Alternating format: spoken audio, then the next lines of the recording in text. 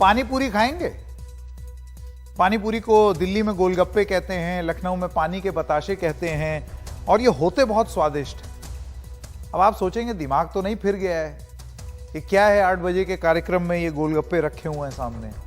दरअसल ये एक हिंदी चैनल है, हम हिंदी बोलते हैं, और तमिलनाडु के एक मंत्री हैं, उनके हिसाब से जो हिंदी बोलते हैं वो जीवन में बस या तो गोलगप्पे बेच सकते हैं, पानी का बताशा पानी पूरी या तो बेच सकते हैं या खा सकते हैं। तो भाई अब बेचना तो नहीं आता, क्योंकि अगर मैंने ये ठेला लगा दिया तो सब मैं ही खा जाऊंगा।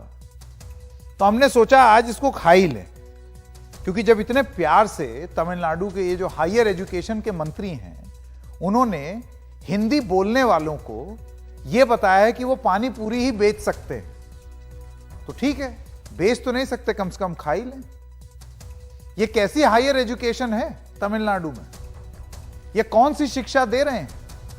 ठीक है, आपको अपनी भाषा पर गर्व है, तो गर्व हमको भी है, गर्व सबको अपनी भाषा पर है, कोई किसी के ऊपर कुछ ना थोपे। लेकिन जब आप हिंदी के नाम पर हमारे ऊपर पानी पूरी थोपेंगे तो हम तो चिढ़ेंगे नहीं, स्टूडियो में लाके रख देंगे और फिर आपके सामने खाएंगे भी, और यकीन मानिए मन तो आपका भी चलेगा, क्योंकि है इतनी स्वादिष्ट चीज। आइए आपको सबसे पहले बताएं कि ये पूरा प्रकरण क्या है, और इसको हम आपके साथ मिल करके खाएंगे। आप भी जरा कुछ जोमेटो स्विगी पे ऑर्डर कर दीजिए अपना अपना। तो हिंदी मतलब पानी पूरी, ये किसका दिमाग है भाई? ये मंत्री जी हैं, हायर एजुकेशन मिनिस्टर तमिलनाडु सरकार के। उन्होंने कहा, ये उनका विवादित बयान है, जिसमें उन्होंने कहा कि किसी ने कहा कि अगर हिंदी सीखोगे तो नौकरी मिलेगी।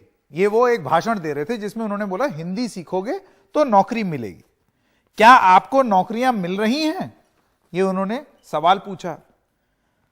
हमारे कोयंबटूर में हिंदी बोलने वाले पानी पूरी बेचते हैं, यानी कि एक घृणा पात्र से कि हिंदी बड़ी तुम सीख रहे थे ना, तुमको बोला गया था नौकरी मिलेगी, ज्यादा से ज्यादा पानी पूरी या गोलगप्पे बेच पाओगे, यह उनका पूरा ध्येय था।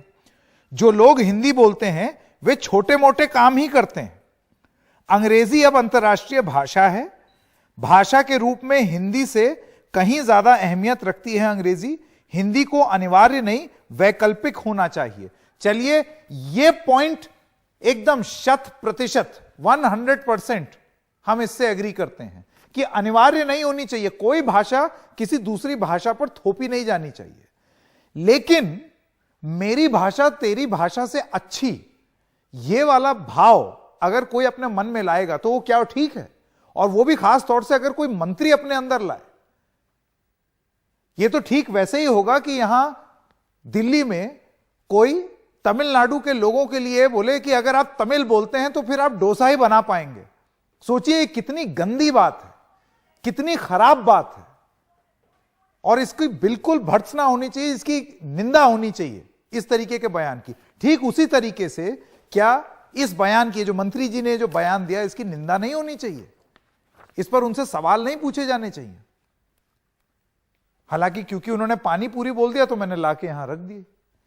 अब आइए आपको बताएं इसकी पृष्ठभूमि क्या है। दरअसल हिंदी थोपने को लेकर के तमिलनाडु में बड़ी जबरदस्त राजनीति चल रही है अभी, क्योंकि गृह मंत्री अमित शाह के एक बयान से यह विवाद छिड़ गया। क्या था विवाद, आपको वो भी बता दें।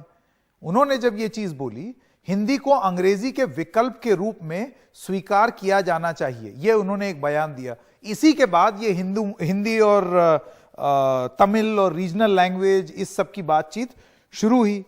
गृह मंत्री ने यह कहा था कि विकल्प की तरह इसको लाया जाए। उस पर राजनीति शुरू हुई, जिसमें अधीर रंजन चौधरी, जो कि नेता हैं कांग्रेस पार्टी के, उन्होंने कहा कि यह सांस्कृतिक आतंकवाद है, सांस्कृतिक आतंकवाद, और शब्द उन्होंने जो भी इस्तेमाल किए हों, लेकिन बात सही है कि आप किसी भी, भारत का स्ट्रक्चर ऐसा है कि यहां पर आप किसी भी जबान को किसी दूसरी जबान से ऊपर नहीं आंक सकते, क्योंकि कोई स्टेट लैंग्वेज नहीं है भारत की।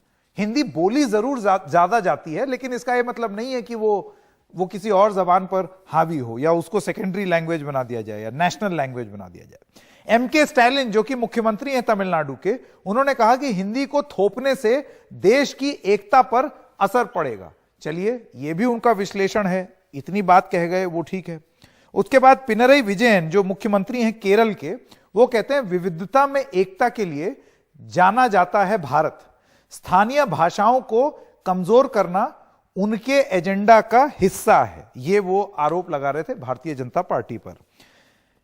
हिंदी अब राष्ट्रभाषा नहीं है।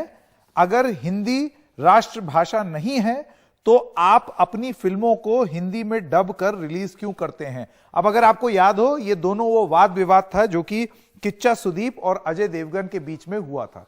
कहने का मतलब यह है कि ये हिंदी और रीजनल लैंग्वेज की बातचीत बहुत टाइम से लगातार चली जा रही है, लेकिन जब हायर एजुकेशन मिनिस्टर ये कह देते हैं कि हिंदी बोलने वाले पानी पूरी बेचते हैं, तो फिर ये वाला जो गोलगप्पा है ये वो तमिलनाडु के हायर एजुकेशन मिनिस्टर के नाम हम यहां पर आज इस कार्यक्रम के दौरान कार्यक्रम भी चलाएंगे और गोलगप्पे या पानी पूरी या पानी का बताशा भी खाएंगे।